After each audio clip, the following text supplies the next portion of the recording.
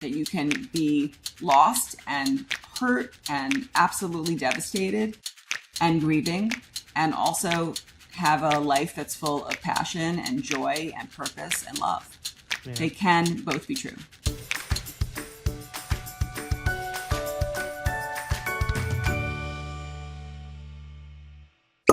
Stacy Bass is an author, artist, and photographer who joins me today on Unquarking Your Story to discuss her life and memoir, Lightkeeper, a memoir through the lens of love and loss.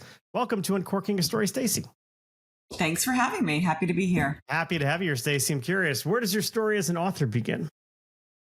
You know, the author story in some ways is very new in that I work as a photographer. That's really my profession and my passion.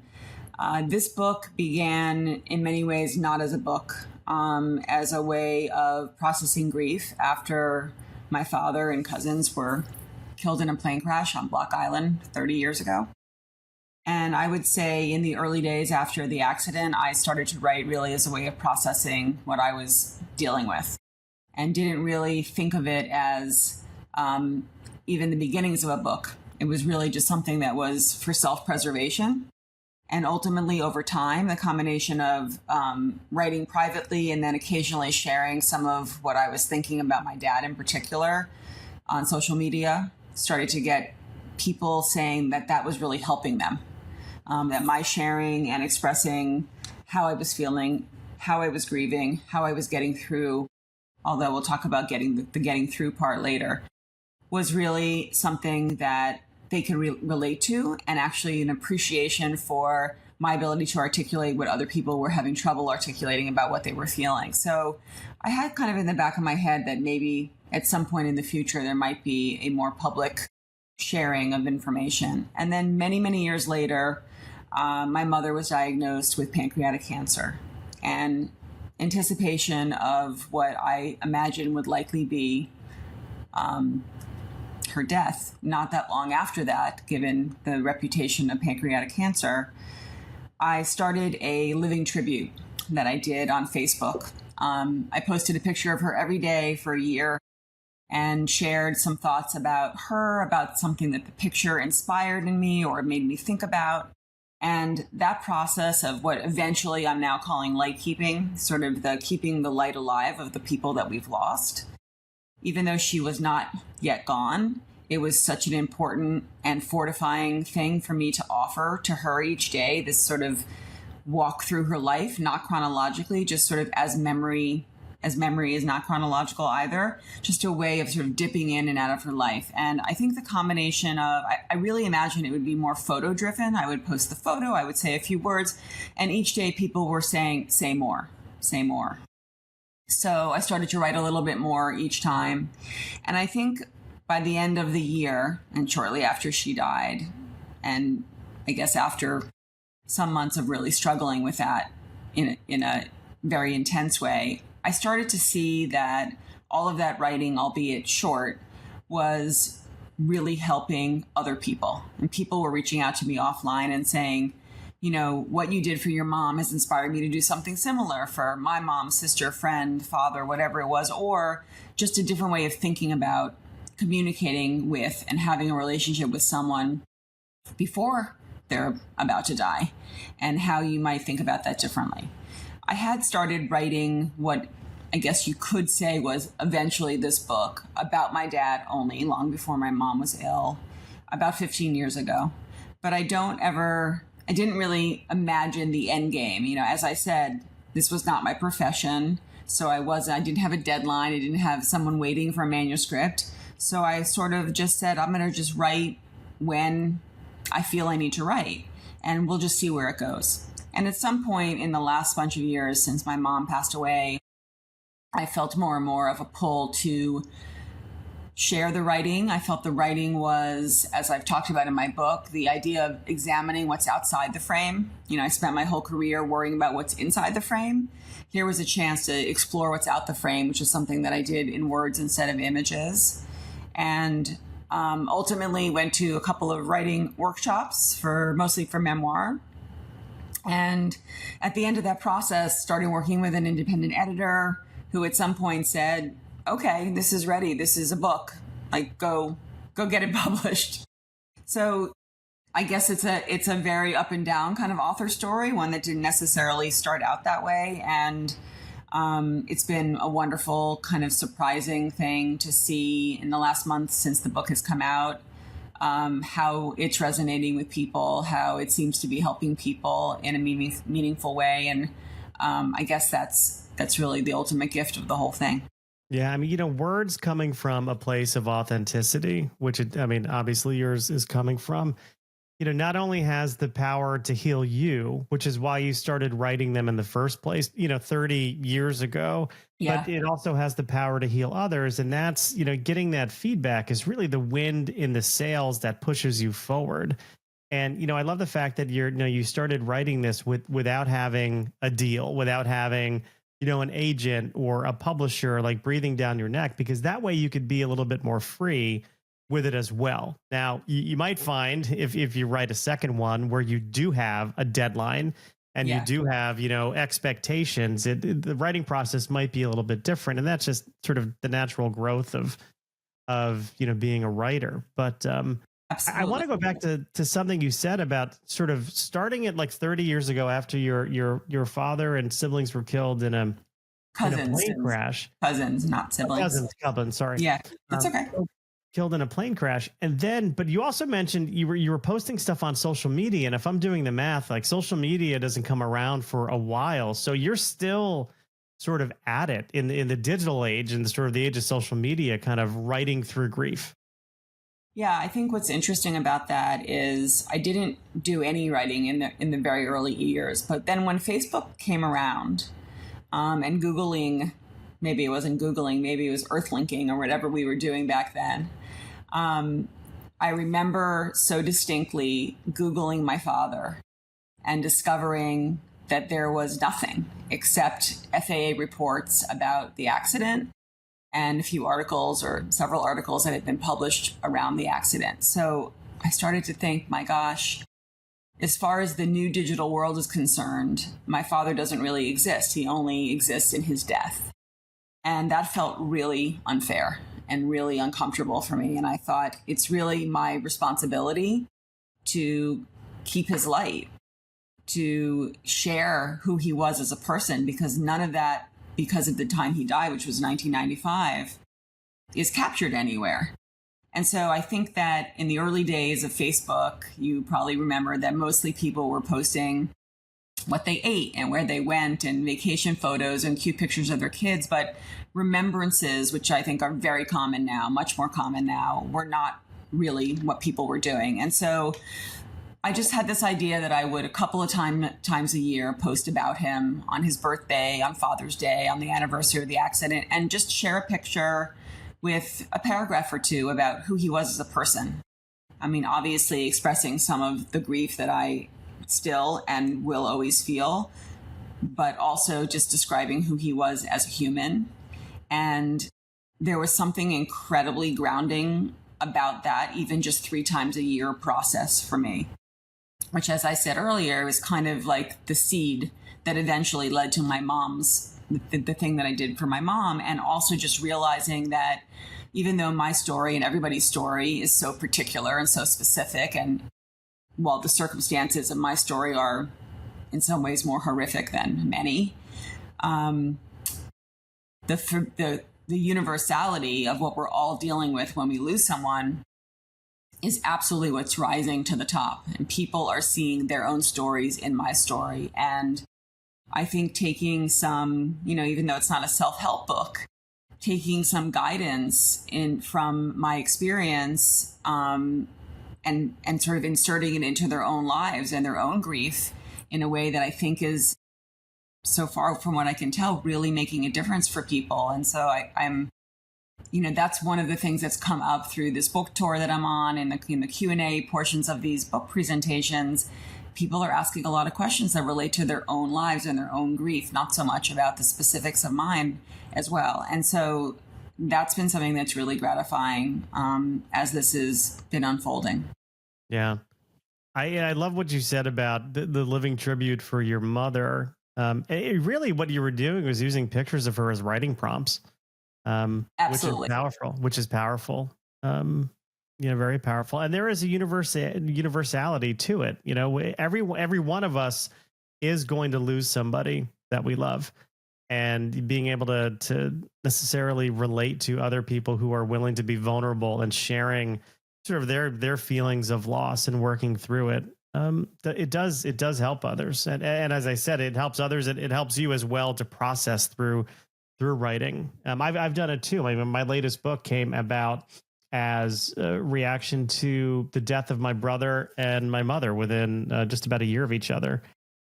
And that was a really hard and dark time. But the writing, and I took an approach to it. I wrote fiction. Yeah. And my stuff isn't a memoir, but I was able to sort of process it better by telling a more fictional story, because it deals with the thoughts of the afterlife and kind of what happens next and all that Yeah. kind of stuff that I had to imagine. But it is so helpful, and I know so many therapists who use writing and journaling as a therapeutic technique. There is a power to it, and I always encourage people to sort of journal and write every day, especially if they are an aspiring author and want to Yeah. write a book someday.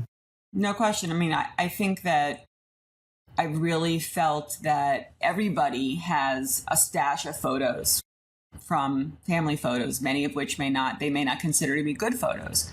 They're in a box, they're in a bin in the garage, they're in a drawer that you haven't opened in a long time. There is so much power in taking out, even if they're not in any kind of order, and you just dip your hand into a pile of those images and pull one out, to then think about what that picture inspires, either in your own memory, kind of thinking as photos, as the book does, as photographs, as a portal into memory, and as you said, as a writing prompt.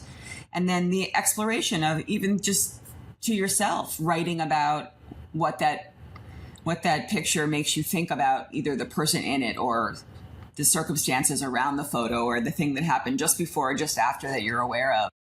And I think that process of light keeping is not only a wonderful way to keep the legacy and light alive of the people who have passed, but it's also just a way of staying connected to those people that you're missing in, I think, a really meaningful way. Yeah, one of the things that I really feel sad about is we have tons and tons of family pictures, and my cousin Nora, if you're listening, I love you, but has like boxes and boxes of pictures that she's like, okay, I want to bring them over, let's go through them. And I would love to have my mother there to tell me who all these people are, because, she, obviously she's not with us anymore, but there are so many, like relatives from Italy, for example, would come and visit us. And I see these pictures, me as a little kid, I have no idea who these people are. Like it was like before I can remember, but I would love to just have, that sort of voice of history, like the family history coming through. Yeah, I mean, that's honestly what I have been encouraging people to, not wait until the some ways dire situation that I was in with my mom. Even though I was so active in honoring those photos and that history while she was here, there are still photos that I'm coming across that I surely wish she or my dad or any of my family members who are no longer here could answer those questions. And I think, one of the things that has come up, which, relates to what you said before, is that because of the fact that my father died instantly in an accident with no opportunity to say goodbye, when my mother was diagnosed, I was very, very conscious of what I could do differently since I was given an opportunity. Albeit I had no idea whether it would be 2 months or 5 months or 5 years, but I didn't expect that it would be especially long given the diagnosis. And the one thing that I really have, suffered with not having is my father's voice recorded. And I think, again, 1995, people didn't have a phone in their pocket. Everyone didn't have a video camera in their pocket. And as a result, there is no recorded voice of my dad. I don't have those rewind tapes from the early days that I used to, rewind each day when I got my voice messages. I should have saved. I didn't know to save that his voice. So when my mom was ill, I was very, very focused on how I might, without signaling to her that I knew that the end was near, but instead finding a way to capture her voice, telling her stories, sharing whether it was just anecdotes or singing a song that she remembers from camp or whatever it was. And so when she was in the hospital at some point with a complication from the treatment, I took the time to record her, and I have about 50 different voice memos that are saved in my phone. And even though I don't listen to them all the time, I think everyone would agree that just knowing they're there, just sort of, in some ways how we take for granted, well, they're here, so I don't really need to do X, Y, or Z. I sort of feel that knowing that her voice is in my pocket whenever I need it, if I need to reach for it, and all those times I might want to pick up the phone to tell her something. If instead I pull out my phone and I listen to one of those voice memos, it's incredible how the voice just absolutely drops you right back into that reality that you had together. And it's almost like a little reminder that, hey, maybe they're still around, right? Because you've got this energy captured digitally. And to me, again, I have some old voicemails from my mom, and now I'm saving every voicemail my dad leaves me. My dad's 93. Wow. And I'm saving every one. Like I refuse to delete them. So just to have.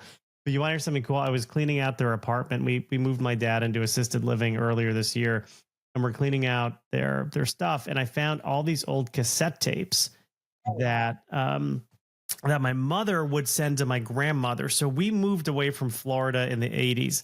And my grandparents still lived there. So she would send, my mother was like a concert level pianist. Like she was amazing at the piano. So she would send my grandmother these cassette tapes of her playing the piano. And I just found all of them in their apartment like a couple of months ago. Now, my problem is I don't have a cassette player to play them on yet. So I have to go like, let me make a recommendation, which I just did myself. There's a place called Legacy Box. Yes. Yeah. And there's other places like that, but I've used Legacy Box a couple times. Send slides, actually printed photographs. They scan everything, digitize everything, audio tapes, video tapes.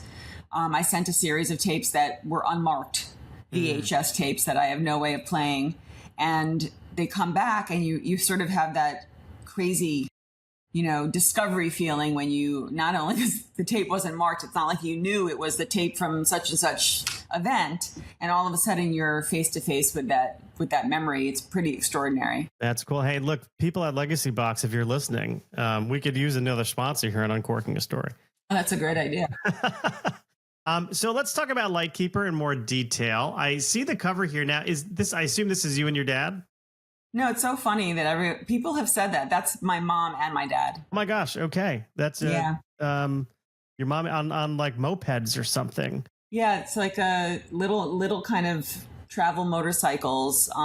They used to go on these boat trips that I talk about in the book. And that, I believe, was taken in Martha's Vineyard by one of their close friends who was someone who traveled with them each summer. But I have to say, what's really striking me about this picture is your dad rocking the cutoff jean shorts. I know. I still have those shorts. Do you really? I mean, nothing says 1980s like a pair of cutoff jean shorts. Those were 70s, actually. Oh my gosh, that was the 70s. I was away at camp. I think when those pictures were taken, I was probably 12 or 13. How'd you come up with the title? I mean, you referenced it a few times, sort of keeping the light alive. And I'm curious, was that always the title of this? Yeah, the title was Lightkeeper the moment that it started to feel like a book. And light-keeping in its very simplest form is what photography is. Keeping the light, freezing light for an instant. And so in that way, I felt that it was appropriate. I also, it's a nod to me being the lightkeeper for my family, the self-appointed perhaps archivist and legacy keeper, as I mentioned earlier, keeping the light alive. And then interestingly, what I've in the last month or so started to feel like there's this other layer, which is the lightkeeper, like the person who is working the lighthouse in a literal sense, who is providing a beacon for people who are lost or who are needing direction or wanting to find their way. And so I think that that's kind of a new third meaning of what I intended by it. It's like, I'm sure because you're an author as well, that sometimes you come up with a title and you hold on to it really tightly and you hope that the publisher won't say, oh, no way, that's not going to work. So thankfully, everybody seemed to resonate with that, and I'm happy that it stayed. So I'm curious, your writing process, how long did it take you to put this all together? Well, as I said, it was sort of piecemeal for a very long time and not really either top of mind or a priority. At the point that I started to believe that there was some value in putting it together in this way, I would say it was about 4 years. I would say roughly 15, 16 years since I started writing, and about 4 years once I said, okay, maybe this is something, let's explore that piece of it. And how did you find the process? Did you find it fulfilling, emotionally challenging? Did you learn a lot about yourself as you're going through it? Yeah, I've often said that when I was doing the living tribute for my mom, that in the writing, I discovered things about her that I didn't even know I felt.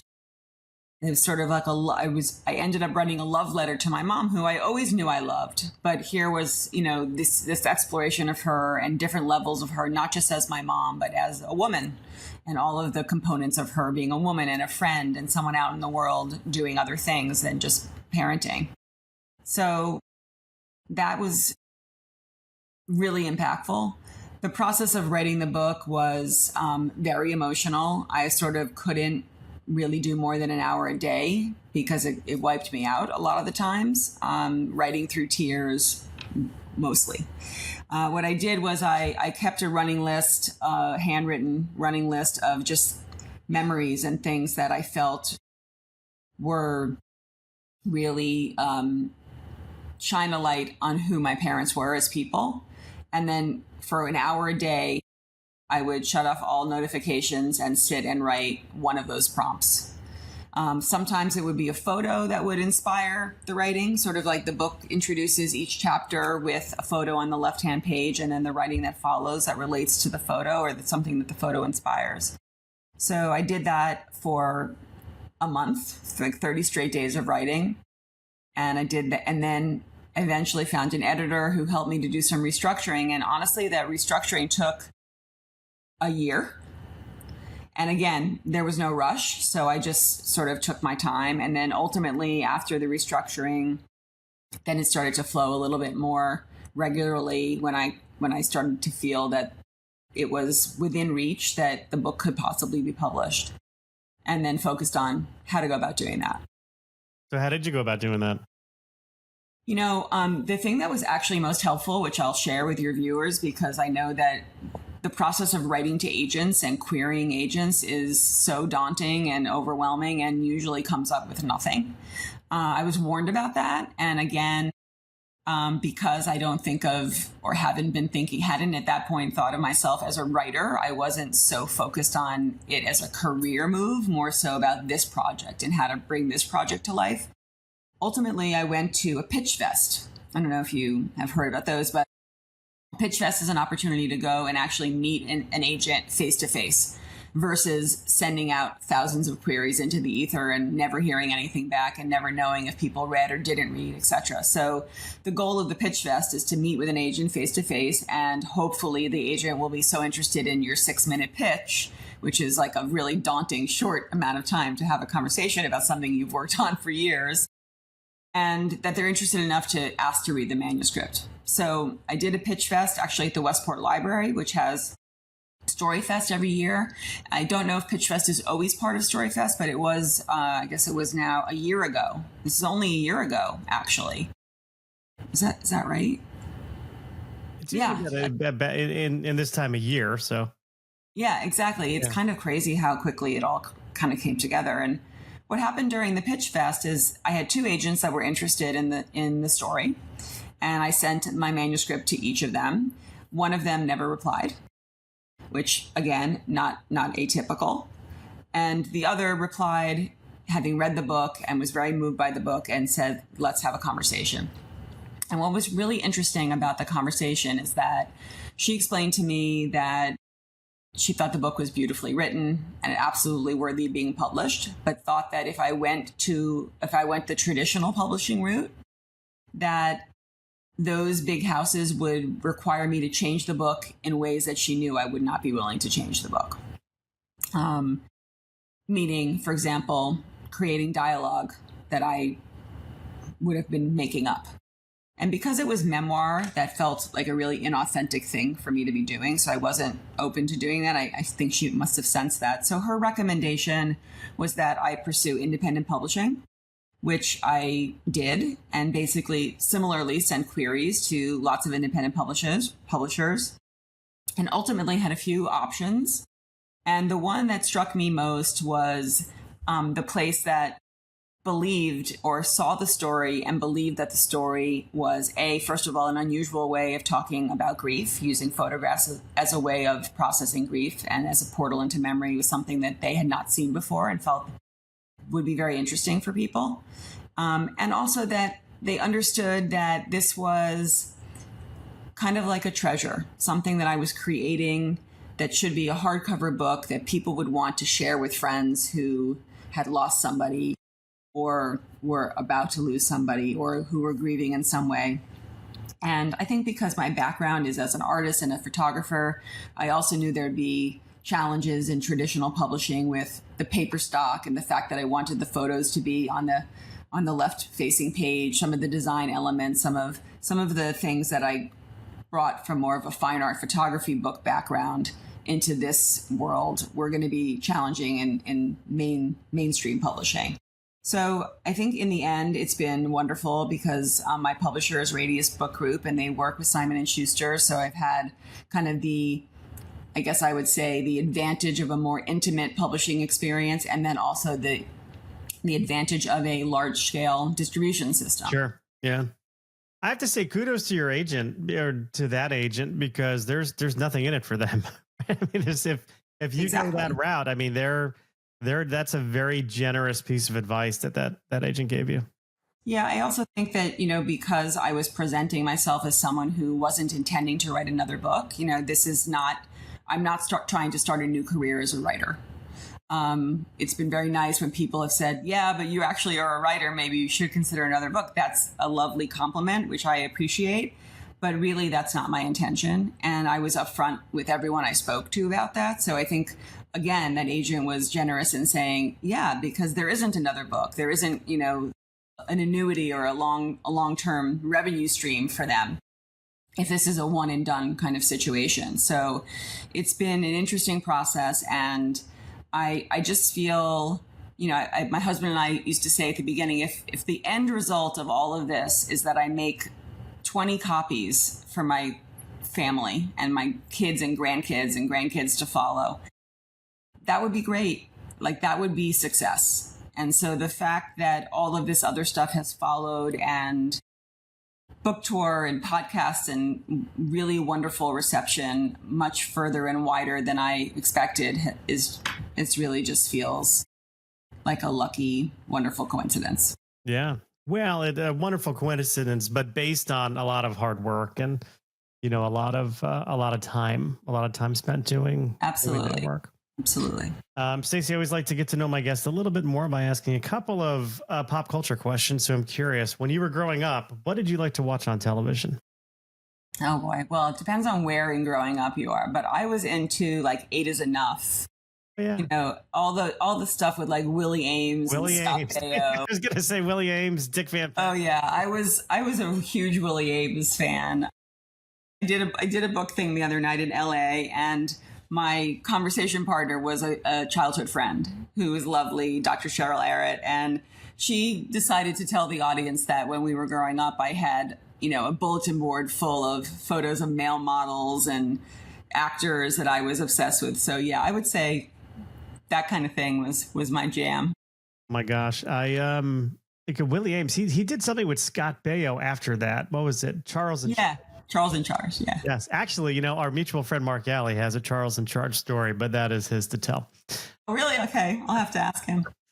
How about music? What'd you like listening to? God, even still, my music tastes are really broad. I talk about in the book that my dad was really into John Denver and Joni Mitchell and James Taylor and that kind of vibe.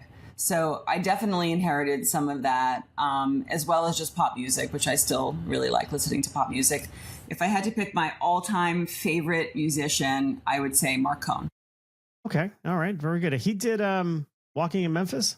Walking in Memphis and many things since. I mean, he's most well known for Walking in Memphis, but that soundtrack, that his initial soundtrack, was really a pivotal piece of music for this book in some ways, and for the grief that I suffered. We all have associations with certain music that just brings us back to a certain thing, and very much so. His album in particular, the song Ghost Train, which I was listening to when I learned that there had been an accident.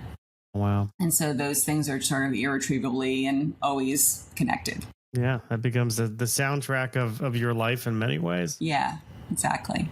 How about advice? If you could give somebody advice, somebody comes up to you, Stacy, and says, you know what, I want to do what you did. I want to write a book. What would you tell them? Go do it. The Nike principle, just do it. I mean, I really think so. Everyone has different goals with what they want to do with it. If you're saying you want to write a best-selling book, that the New York Times best-selling book, like, I don't know how to tell someone to do that. But certainly I would say that what has served me in this process is staying focused on being authentic, staying focused on the truth and what I'm trying to accomplish. I think because my goals were personal before they were professional was helpful.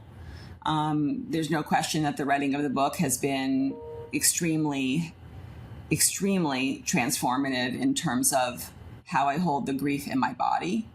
One of the things I would love to tell anyone who's listening is I think that there is a misconception that grief starts and ends. And people who feel like they haven't finished are somehow made to feel that they haven't done it correctly. And I think that's really an unfair thing for people to carry around. I'd like to suggest instead that grief is something that you carry with you always, in particular if the relationship was one that was so central or pivotal in your life. And it's okay to not ever get over it.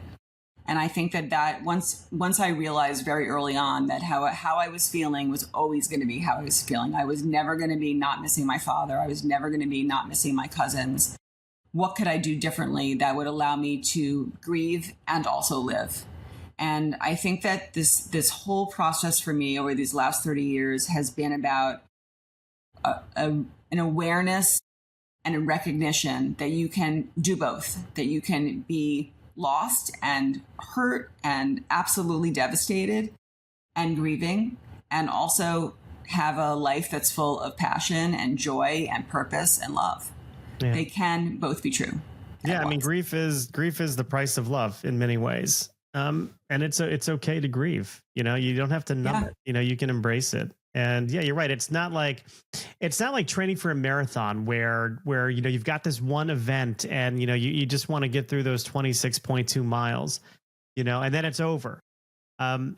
Grief isn't like that. In many ways, grief is the marathon. It is. It just keeps going and going and going, and yeah, it changes over time. And maybe in the early days you can't get off the couch or out of bed, but then you eventually you do. But you're always going to miss that person. I remember my mother. We would go to my grandmother's gravesite, every couple times a year. My mother will always say, this is 30, 40 years after my grandmother passed away. You never get over the death of somebody that close to you, and that's true. Unfortunately, we both know that. You don't get over it, but it does change. Yeah, in the end of the book, I talk about how I also did some EMDR trauma therapy, which is something that has been around for a while, and I think it has proven to be effective, but I had not ever thought that I would go down that path. And while I don't know that EMDR on its own would have brought me to where I am today and sort of how I'm holding the grief in my body, but the combination of the grief and the writing, I felt was sort of the secret sauce, if you will, of shifting that in a way that has made it. I mean, I feel the difference. My husband sees the difference. I think that it's really transformative for people. And so I'd encourage people who are feeling like they need some guidance in that way to explore that. It's really an effective process. And lastly, if you could write a letter to your younger self, maybe it's that younger Stacy who was listening to Mark Cohen. What would you tell your younger self in a letter? What would you write to your younger self? Oh, I think for the longest time, because of how I grew up, in some ways was very idyllic.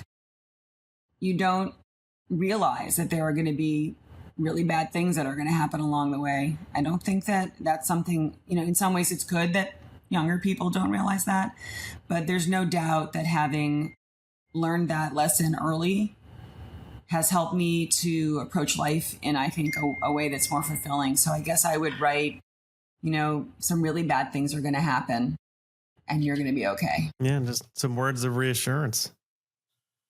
That's beautiful. Stacy, where can people learn more about you? Do you have a website? Do you have any social media you might be active on? Yeah, thank you for asking. The book has a website. It's lightkeepermemoir.com, where you can find out about events that are coming up and press and things that have happened if you're interested, a little bit more information about the book. My photography website is stacybassphotography.com. It's Stacy with no E.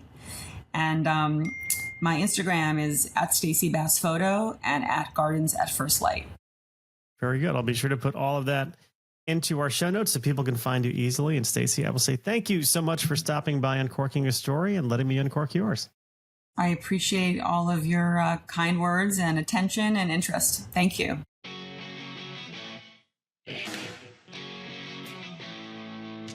Thanks for listening to Uncorking a Story. If you'd like more information about today's guest or to find out more about Mike, go to uncorkingastory.com. If you enjoyed the show, please subscribe, rate, and review us at Apple Podcasts, Spotify, or wherever you get your podcasts. Tune in every week to hear Mike Carlon uncork a new story.